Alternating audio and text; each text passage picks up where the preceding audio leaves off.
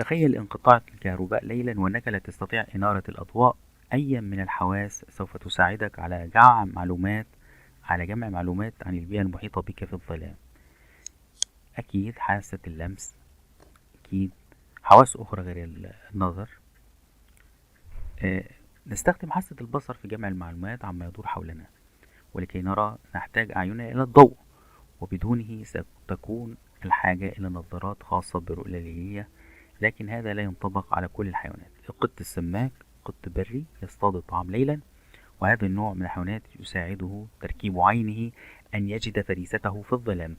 تتوهج عين القط السماك في الظلام، ويرجع ذلك إلى أن جميع القطط لديها غشاء يعمل كمرآة في مؤخرة أعينها، يرتد من خلاله الضوء بمجرد دخوله العين، مما يسمح لها بجمع المزيد من الضوء المتاح، وهذا التكيف يمنح القطط ميزة الرؤية ليلا، وتراه بدقة ووضوح، ويساعدها في النجاح في اصطياد فرائسها.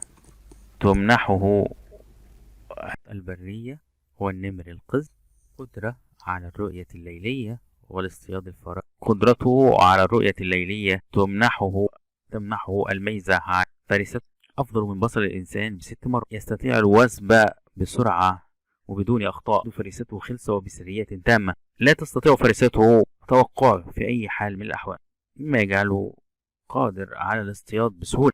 5 فرائس مفضلة: أي نوع من الطيور، تماسيح الصواء، ولكن السنجاب ذكي يستطيع أن يسقط في الماء ويختفي، والنمر لا يختلف النمر عن القطط بأنه لا يستطيع.